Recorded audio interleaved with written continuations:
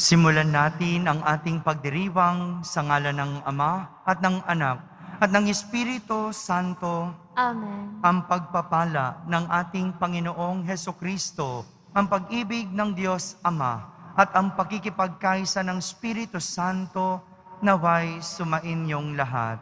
At sumaiyo rin. Mga kapatid, upang tayo'y maging marapat gumanap sa banal na pagdiriwang, aminin muna natin at pagsisihan ang ating mga kasalanan. Inaamin ko sa makapangyarihang Diyos At sa inyo, mga kapatid, na lubha akong nagkasala sa isip, sa salita at sa gawa at sa aking pagkukulang.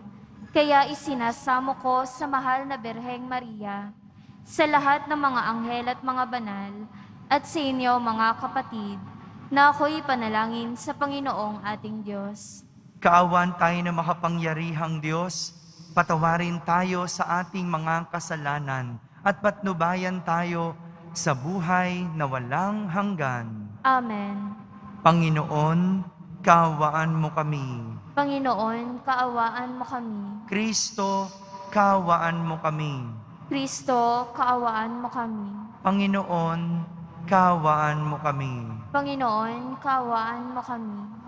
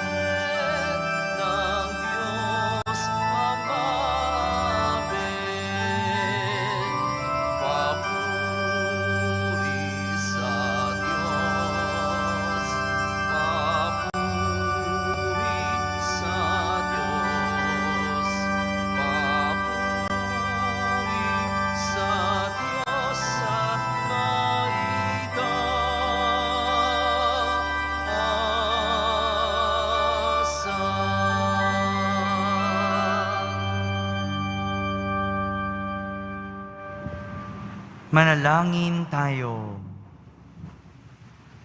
Ama naming makapangyarihan, ang iyo nawang kagandahang loob ay manguna at sumubaybay sa aming pamumuhay ngayon at araw-araw upang kami ay itaguyod sa paninindigang gumawa ng kabutihan sa pamamagitan ni Jesucristo kasama ng Espiritu Santo magpa sa walang hanggan. Amen. Magsiupo na po ang lahat.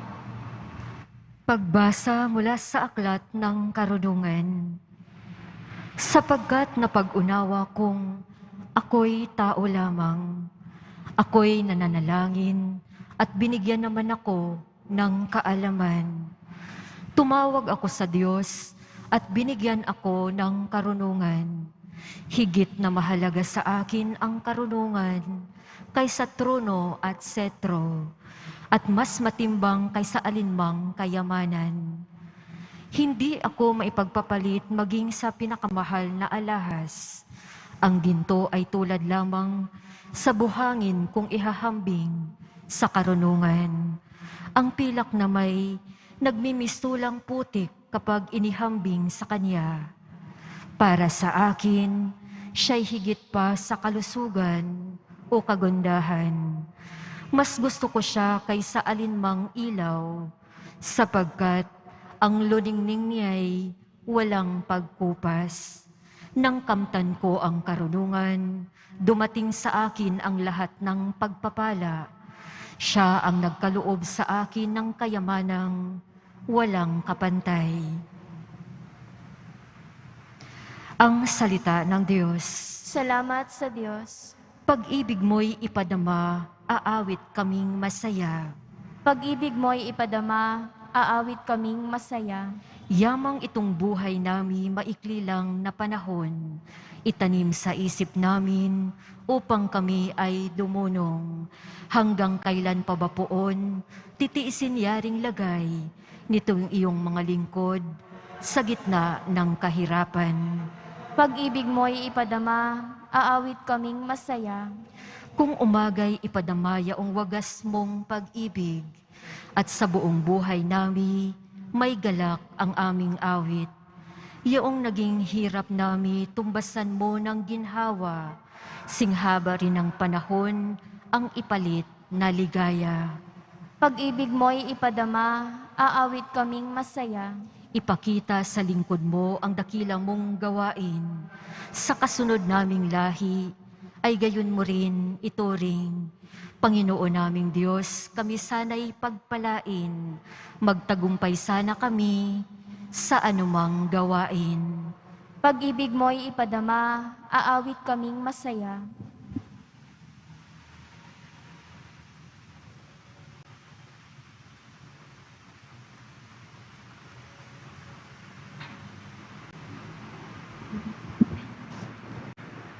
Pagbasa mula sa sulat sa mga Hebreo. Ang salita ng Diyos ay buhay at mabisang, higit na matalas kaysa alinmang tabak na magkabilay talim. Ito'y tumatagos maging sa pinaghiwalayan ng kaluluwa at espiritu, ng mga kasukasuan at ng utak sa buto, at nakatatarok ng mga iniisip at binabalak ng tao. Walang makapagtatago sa Diyos. Ang lahat ay hayag at lantad sa Kanyang paningin, at sa Kanya tayo magsusulit. Ang salita ng Diyos. Salamat sa Diyos. Magsitayo po ang lahat.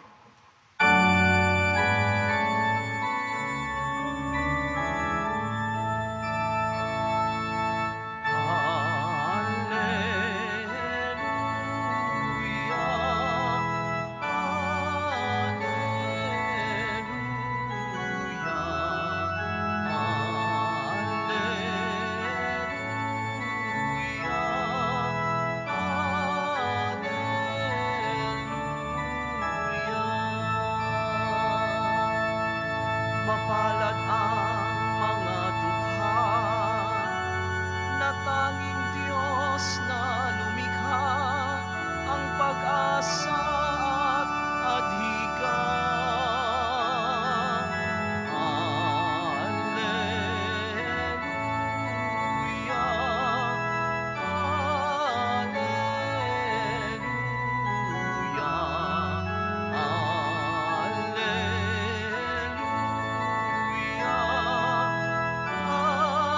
Alleluia,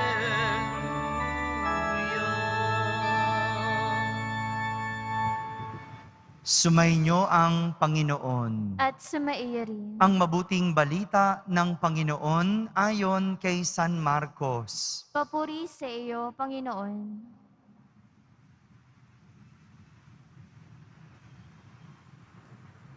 Noong panahong iyon, habang paalis na si Jesus, ay may isang lalaking patakbong lumapit. Lumuhod sa harapan niya at nagtanong, "Mabuting guro, ano po ang dapat kong gawin upang magkamit ng buhay na walang hanggan?" Sumagot si Jesus, "Bakit mo ako tinatawag na mabuti? Walang mabuti kundi ang Diyos. Alam mo ang mga utos. Huwag kang papatay. Huwag kang mangangalunya. Huwag kang magnanakaw. Huwag kang magsisinungaling sa iyong pagsaksi. Huwag kang magdadaya. Igalang mo ang iyong ama at ina." "Guro," sabi ng lalaki, "ang lahat po ng iyay tinutupad ko na mula pa sa aking pagkabata."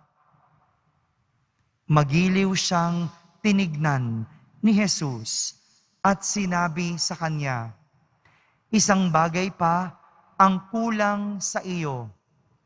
Humayo ka, ipagbili mo ang iyong ari-arian at ipamigay sa mga dukha ang pinagbilhan, at magkakaroon ka ng kayamanan sa langit. Pagkatapos, bumalik ka at sumunod sa akin." Namanglaw ang lalaki nang marinig ito at malungkot na umalis, sapagkat siya'y napakayaman. Tiningnan ni Jesus ang mga nasa paligid niya at sinabi sa kanyang mga alagad, "Napakahirap mapabilang ang mayayaman sa mga pinaghaharian ng Diyos." Nagtaka ang mga alagad sa pananalitang ito. Muling sinabi ni Jesus, "Mga anak, talagang napakahirap mapabilang sa mga pinaghaharian ng Diyos. Madali pang makaraan ang kamelyo sa butas ng karayom kaysa pasakop sa paghahari ng Diyos ang isang mayaman."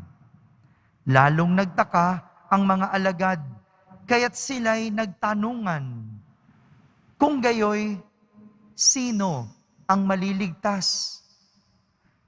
Tinitigan sila ni Jesus at sinabi sa kanila, "Hindi ito magagawa ng tao. Ngunit hindi ito mahirap sa Diyos. Magagawa ng Diyos ang lahat ng bagay." At nagsalita si Pedro, "Tingnan po ninyo, iniwan namin ang lahat at kami ay sumunod sa inyo." Sinabi ni Jesus, "Tandaan ninyo ito, ang sinumang mag-iwan ng bahay o mga kapatid, ina, ama, mga anak, mga lupa, dahil sa akin at sa mabuting balita, ay tatanggap ng makasandaang ibayo sa buhay na ito. Mga bahay, mga kapatid, mga ina, mga anak, at mga lupa, ngunit may kalakip na pag-uusig, at sa kabilang buhay ay magkakaroon ng buhay na walang hanggan. Mga kapatid, ang mabuting balita ng Panginoon. Pinupuri ka namin, Panginoong Heso Kristo. Magsiupo na po ang lahat. Isang magandang araw po. Isang tanong tungkol sa pagkakamit ng buhay na walang hanggan ang naitanong ng isang mayamang lalaki kay Jesus. Patakbong lumapit yung mayamang lalaki kay Jesus at sabay lumuhod. At sa kanyang pagkakaluhod, tinanong niya si Jesus kung ano po ang dapat kong gawin upang magkamit ng buhay na walang hanggan. Minsan ba, naitanong po ninyo ang mga ganitong tanong sa Diyos? Minsan ba tinanong mo kung paano makapunta sa langit? Paano magkaroon ng buhay na walang hanggan? Inisip ba natin yon minsan? Alam mo, maganda rin po yung minsan ganitong mga tanong. Ano? Kasi ito yung susubok sa atin. Dito natin makikita kung ang atin bang ginagawa sa buhay ay daan patungo sa kalangitan. Yung iba kasi, puro lang tanong sa Diyos kung ano ang makukuha ko sa buhay, sa mundo. Maganda rin namang tanungin ang Diyos kung paano makakamit ang buhay na walang hanggan. Sa totoo lang po, alam naman po ng mayamang lalaki kung ano ang mga hindi dapat o bawal gawin. May mga hindi dapat ginagawa, may mga bawal na ginagawa para makarating sa langit, para magkaroon ng buhay na walang hanggan. Gaya ng huwag kang papatay, huwag kang magnanakaw, huwag kang mangangalunya, huwag kang magsisinungaling sa iyong pagsaksi, huwag kang mandaraya. Lahat ng ito, tinupad na ng mayamang lalaki. Lahat ng bawal, sinunod niya. Lahat ng hindi dapat gawin, ginagawa na niya. Ngunit, hindi porke hindi ginagawa, ligtas ka na. Dahil para marating ang langit, hindi lang puro hindi dapat, hindi lang puro bawal. Dahil meron dapat tayong gawin. Madali yung sumunod sa mga bawal. Madaling gawin yung mga hindi dapat gawin. Pero ang pagpunta sa langit, para marating ang langit, kailangan merong gawin. At ito yung ikinagulat noong mayamang lalaki nang sabihin sa kanya ni Jesus na humayo ka at ipagbili mo ang iyong ari-arian at ipamigay sa mga dukha ang pinagbilhan at magkakaroon ka ng kayamanan sa langit. Pagkarinig nito, ang mayamang lalaki ay umalis ng malungkot. Umalis ng malungkot. Mga kapatid, isa itong konkretong pangaral na kahit anong yaman natin sa buhay, kahit anong ating yaman, wala tayong madadala sa kalangitan. Dahil ang lahat ng ating pinanghahawakan ay sa mundo lang may iwan. Lahat. Wala tayong madadala. At malinaw iyon. Ito yung pinapakita ng ating ebanghelyo. Ano man ang iyong yaman, ano man ang iyong pinanghahawakan dito sa mundo, hindi mo yan madadala sa kalangitan. Lahat yan ay iyong iiwan. Ito yung naging problema nung mayamang lalaki. Hindi niya mabitawan ang kanyang yaman dahil mahigpit niya itong pinanghahawakan. Hindi mabitawan ang yaman dahil mahigpit na pinanghahawakan.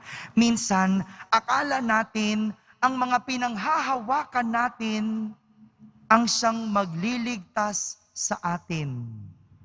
Pero may mga pagkakataon dahil sa sobrang kapit natin, hindi natin namamalayan na ilalayo tayo sa langit. Sa sobrang kapit natin sa mga makamundong bagay, napapalayo tayo sa langit. Mayroong dalawang dahilan kung paano nangyayari ang ating pagkapit sa mga gamit ay nagpapalayo sa atin sa langit. Unang dahilan, dahil hindi mabitawan, nagiging ganid o sakim. Ito yung nangyayari sa tao. Kapag ayaw niyang pakawalan o mahigpit niyang pinanghahawakan ang mga bagay sa mundo, nagiging ganid o nagiging sakim. Huwag na tayong lumayo. At marami tayong makikilalang ganito. Malayo pa ang eleksyon, pero kali-kaliwa na ang mga ganid at sakim. Sila yung ang tagal-tagal na sa pwesto, ayaw pang bumitaw. Natapos na yung termino, pero gusto pa din magpatuloy. Yung hindi sapat yung isa, kailangan marami pa. Ganyan ang sakim. Ayaw bumitiw. Ayaw bitawan. At ito yung nakakalungkot dahil sa mundo may taong sakim. At kailanman ang taong sakim hindi mararating ang langit dahil walang gustong bitawan. Ang taong sakim hindi mararating ang langit dahil walang gustong bitawan. Pangalawang dahilan kung paano ang pagkapit ay nagpapalayo sa iyo sa langit.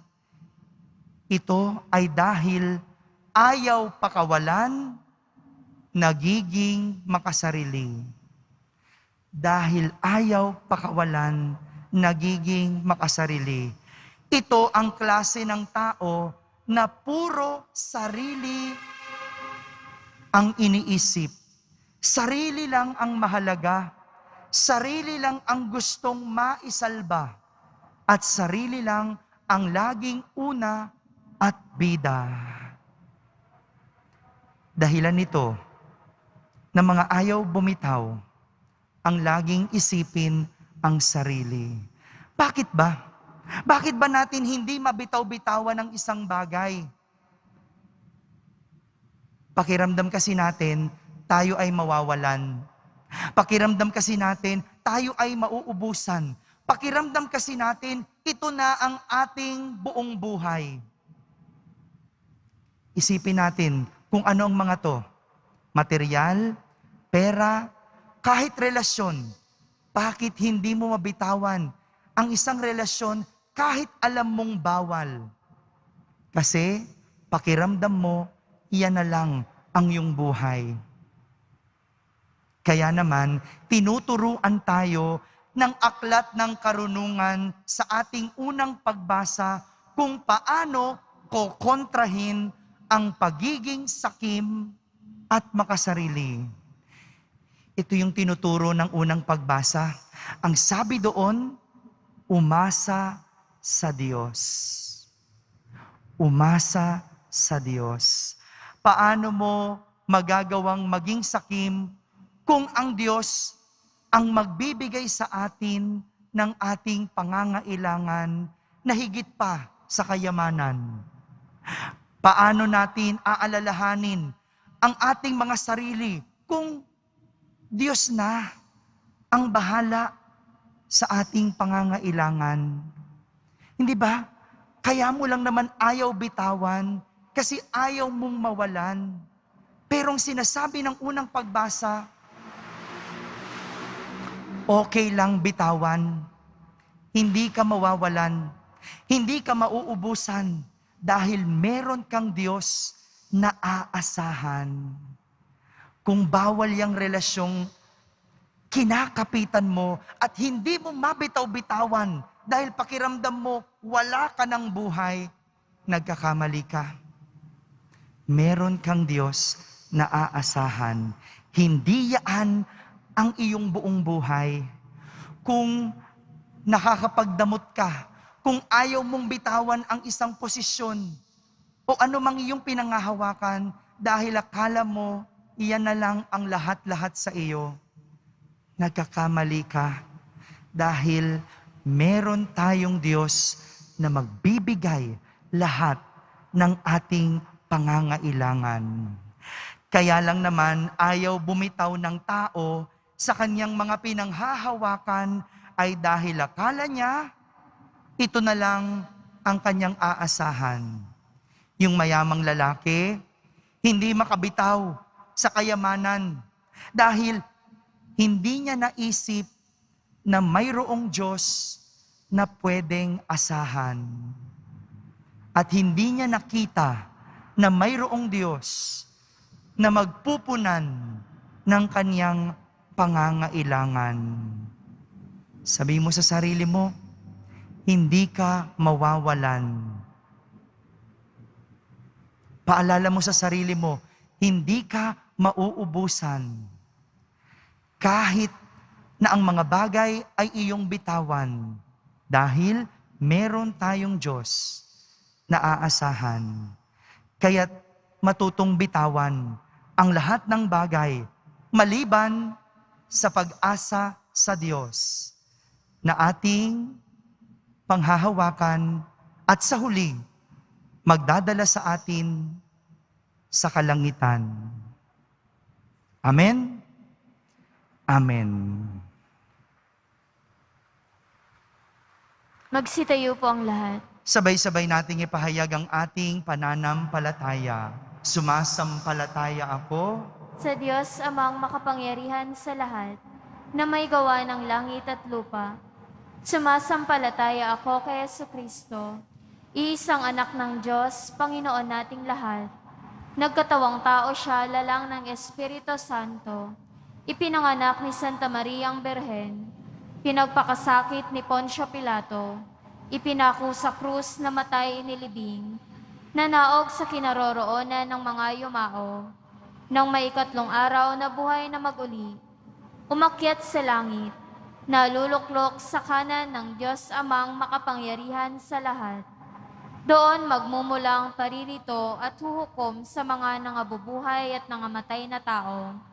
Sumasampalataya naman ako sa Diyos Espiritu Santo, sa banal na simbahang katolika, sa kasamahan ng mga banal, sa kapatawaran ng mga kasalanan, sa pagkabuhay na muli ng mga nangamatay na tao, at sa buhay na walang hanggan. Amen. Minamahal kong kapatid, dumalangin tayo sa Ama upang bigyan tayo ng grasyang iwaksi ang mga bagay na nakapagpapalayo sa atin sa Kanya. Buong kababaang loob tayong manalangin at ating sambitin, Ama namin, dinggin mo kami. Ama namin, dinggin mo kami. Gabayan nawa ng simbahan ang bawat mananampalataya tungo kay Jesus ang salita ng Diyos na siyang tunay na yaman ng bawat tao. Manalangin tayo. Ama namin, dinggin mo kami. Bigyang pansin at tugunan nawa ng aming mga pinuno ang labis na paghihirap ng mga katutubo at ipagtanggol sila laban sa mga mapang-abuso. Manalangin tayo. Ama namin, dinggin mo kami. Magtulungan nawa ang bawat mananampalataya laban sa pandemyang dulot ng COVID-19 virus, sa pamagitan ng pagdamay sa mga lubhang nahihirapan dahil sa kawalan ng trabaho, karamdaman at lubos na pag-aalala, manalangin tayo. Ama namin, dinggin mo kami. Igalang nawa ng lahat ang kultura ng mga katutubo at iwasan ang anumang nakapipinsala o humahamak sa kanilang mayamang na kultura. Manalangin tayo. Ama namin, dinggin mo kami. Makapiling nawa ng mga kapatid naming pumanaw ang tunay na kayamanan na inaasam ng bawat Kristiyano. Si Jesus na Panginoon namin at Diyos. Manalangin tayo. Ama namin, dinggin mo kami. Sa Diyos, hindi tayo mawawalan, kaya't atin siyang asahan. Sa katahimikan, ilapit natin sa Kanya ang ating mga pansariling kahilingan.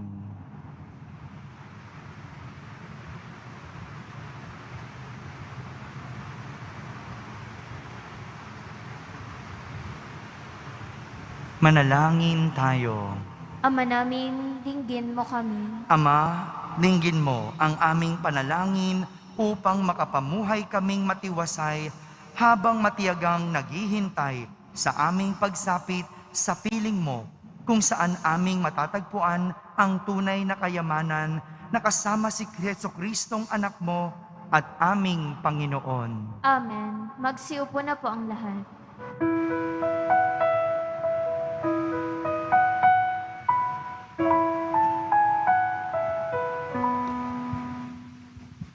Ang himig mo, ang awit ko, lahat ng ito'y nagmula sa iyo.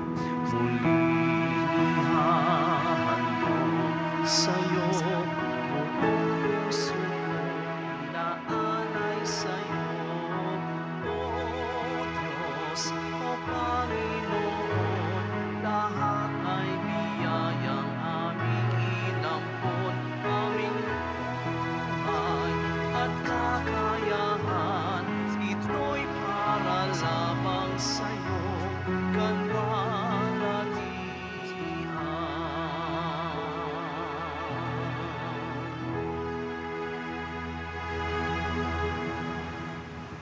Magsitayo po ang lahat.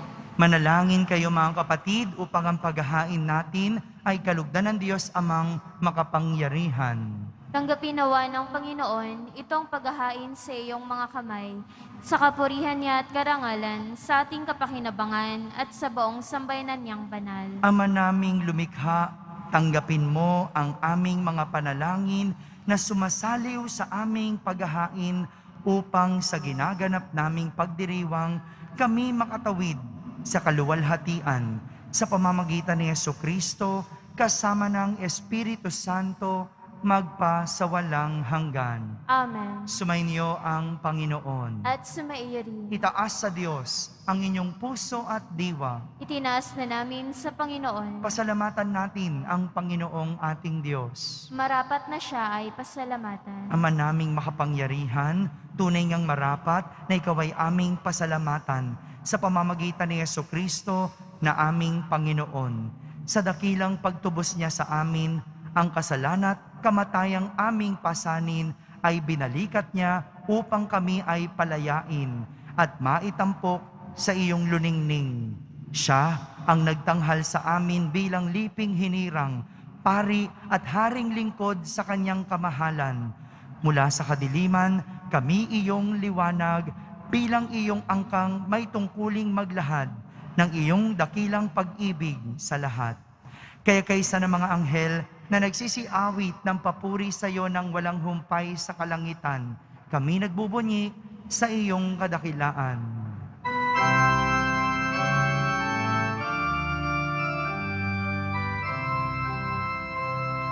banal ka, poong may kapal, banal ang iyong pangalan, banal ang iyong kaharian, langit lupa'y nagpupugay sa iyong kadakilaan.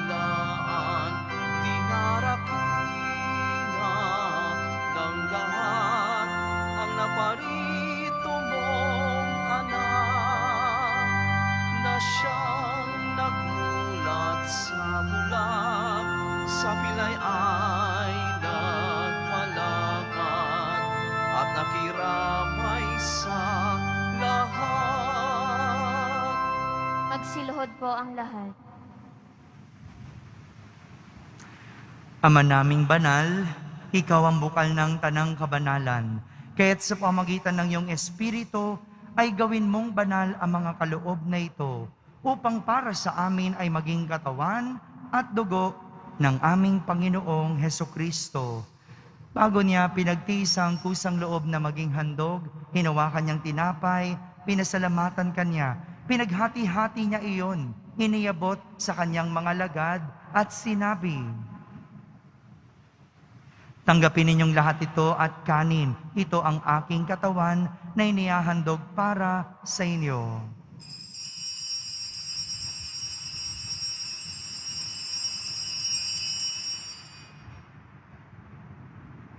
Kaya hindi naman nung matapos ang hapunan, hinawakan niyang kalis, muli kanyang pinasalamatan. Iniyabot niya ang kalis sa kanyang mga alagad at sinabi, "Tanggapin ninyong lahat ito at inumin.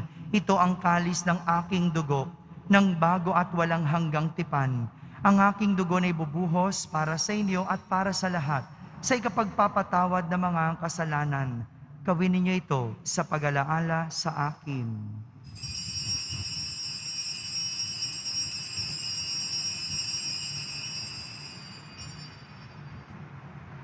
Magsitayo po ang lahat. Ipagbunyi natin ang misteryo ng pananampalataya. Si Kristo'y namatay, si Kristo'y nabuhay, si Kristo'y babalik sa wakas ng panahon. Ama, ginagawa namin ngayon ang pag-alaala sa pagkamatay at muling pagkabuhay ng iyong anak. Kaya't inaalay namin sa iyo ang tinapay na nagbibigay buhay at ang kalis na nagkakaloob ng kaligtasan. Kami nagpapasalamat dahil kami iyong minarapat na tumayo sa harap mo para maglingkod sa iyo.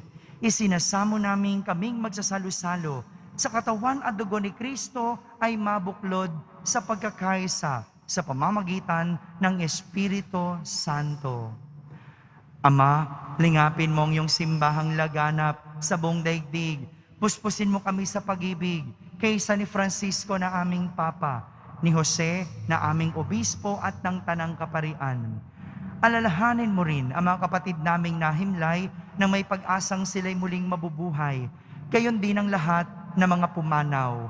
Kaawan mo sila at patuloyin sa iyong kaliwanagan. Kaawan mo at pagindapating kaming lahat na makasalo sa iyong buhay na walang wakas. Kaisa na mahal na Birheng Maria na Ina ng Diyos, ng kabiyak ng puso niyang si San Jose, kaysa ng mga apostol at ng lahat ng mga banal na namuhay dito sa daigdig ng kalugod-lugod sa iyo. May pagdiwang nawa namin ang pagpupuri sa kararangal mo sa pamamagitan ng iyong anak na aming Panginoong Hesukristo.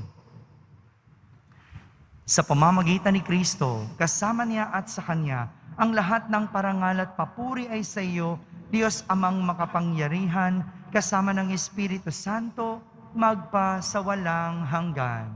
Amen, amen,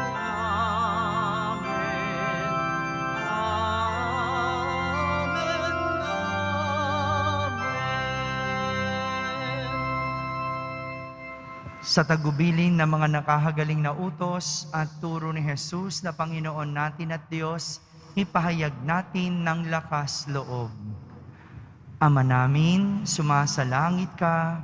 Sambahin ang ngalan mo, mapasa amin ang kaharian mo. Sundin ang loob mo dito sa lupa para nang sa langit. Bigyan mo kami ngayon ng aming kakanin sa araw-araw at patawarin mo kami sa aming mga sala para nang pagpapatawad namin sa nagkakasala sa amin. At huwag mo kaming ipahintulot sa tukso at iadya mo kami sa lahat ng masama. Hinihiling namin kami iadya sa lahat ng masama, pagkalooban ng kapayapaan araw-araw, iligtas sa kasalanan at ilayo sa lahat ng kapahamakan. Samantalang aming pinananabikan ang dakilang araw ng pagpapahayag ng tagapagligtas naming si Hesukristo.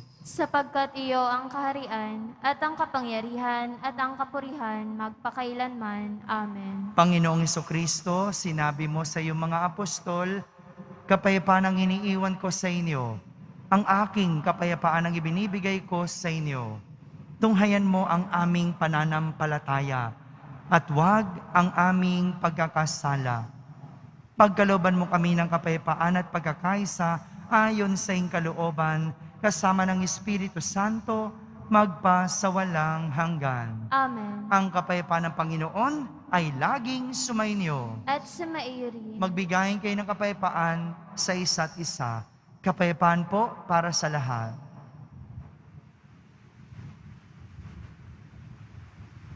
Kordero ng Diyos na nag-aalis ng mga kasalanan ng sanlibutan, maawa ka sa amin. Kordero ng Diyos na nag-aalis ng mga kasalanan ng sanlibutan, maawa ka sa amin. Kordero ng Diyos na nag-aalis ng mga kasalanan ng sanlibutan, ipagkaloob mo sa amin ang kapayapaan. Magsiluhod po ang lahat.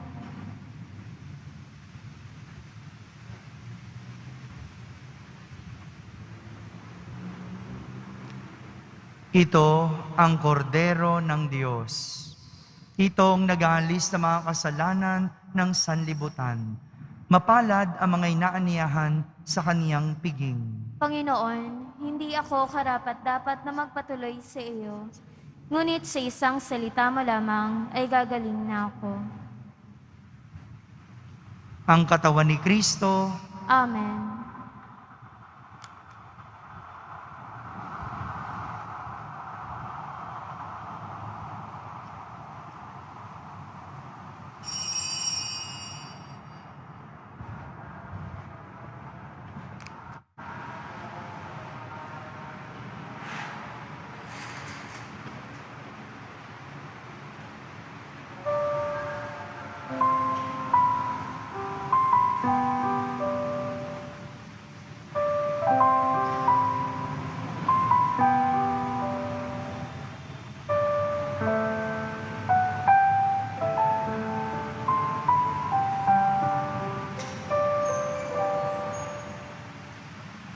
Umasa ka sa Diyos, ang mabuti gawin, at manahan kang ligtas sa lupain. Sa Diyos mo hanapin ang kaligayahan, at pangarap mo ay makakamtan. Ang iyong sarili sa Diyos mo ilaga. Pag nagtiwalay, tutulungan kang ganap.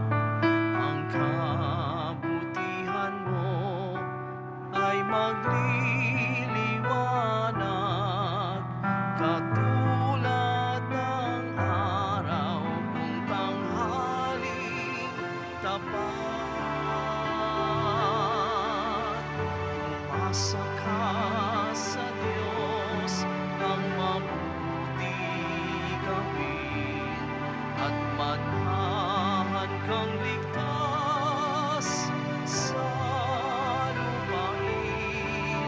Sa Diyos mo hanapin ang kaligayahan, at pangarap mo ay makakamtan. Sa harap ng Diyos, tumatatag ka, maging matyaga, maghintay sa Kanya. Huwag mong kainggitan ang gumiginhawa, sa likong paraan umunlad man sila. Umasa ka sa Diyos,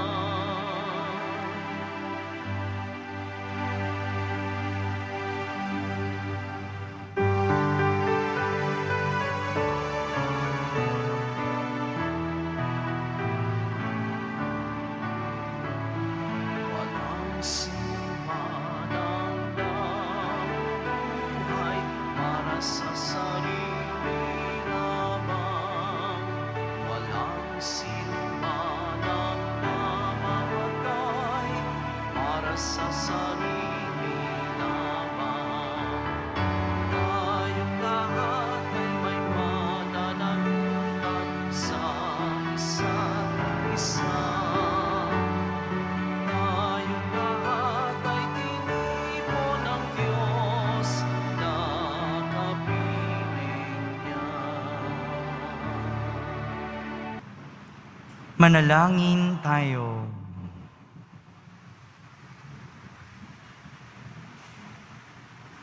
Ama naming mapagmahal, ngayong kami iyong pinapakinabang sa katawat dugong banal, iniluluhog namin sa dakila mong kabutihan sa tanan na kami ay gawin mong kasalo sa iyong buhay sa pamamagitan ni Jesucristo kasama ng Espiritu Santo magpa sa walang hanggan. Amen. Panalangin kay San Roque, ating ipagdasal ang lahat ng mga may sakit at nahihirapan ngayong pandemic. Pagdasal po natin ang buong mundo, ang ating bansa at higit sa lahat ang ating pamahalaan. O pinagpalang San Roque, pintakasi na mga may karamdaman, lingapin mo po ang aming mga kapatid na nasa banig ng karamdaman. Ang iyong pamamagitan ay sadyang makapangyarihan, na nung ika'y narito pa sa daigdig, marami ang gumaling dahil sa pag-antanda mo sa kanila ng kamahal-mahalang krus. Ngayong ika'y niluluwalhati na dyan sa langit, nananalig kaming ang iyong pamamagitan ay lubhang magaling. Ialay mo po sa Panginoong Diyos, yaring aming mga hinaing, at sa tulong po ninyo ay makamit ang kagalingan ng aming kaluluwa at katawan. Pakundangan sa mga hirap at sakit ng Panginoong Hesukristo at iyo pong mga panalangin. Amen. Senyor San Roque, panalangin mo po kami upang kami maiyadya sa salot ng COVID-19 at sa mga karamdaman ng katawan at kaluluwa. Senyor San Roque, panalangin mo po kami upang kami maiyadya sa salot ng COVID-19 at sa mga karamdaman ng katawan at kaluluwa. Senyor San Roque, ipanalangin mo po kami upang kami maiyadya sa salot ng COVID-19 at sa mga karamdaman ng katawan at kaluluwa. Sumainyo ang Panginoon. At sumaiyo rin. Pagbabasbas ng Poong Yesus Nazareno. Mahal na Poong Yesus Nazareno, inihayag mo sa pamamagitan ng krus ang walang maliw na pag-ibig ng Diyos sa sangkatauhan. Pakinggan mo ang kahilingan ng iyong angkan na nagsusumamo sa iyo. Makamtanawan nila ang inyong katugunan at tanggapin ang kasagutan na may utang na loob na tinatanaw. Basbasan din po ninyo ang lahat na may karamdaman at nahihirapan. Sa pamamagitan ng bendisyon na ito, naway maalala nila ang mga pangako nila noon sa binyag na ikaw ang kanilang iibigin at pagdilingkuran bilang Panginoon magpa sa walang hanggan. Amen. At pagpalain kayo ng makapangyarihang Diyos, Ama, Anak, at Espiritu Santo. Amen. Tapos na po ang ating pagdiriwang, humaiking taglay ang pag-ibig at kapayapaan ng Poong Yesus Nazareno. Salamat sa Diyos.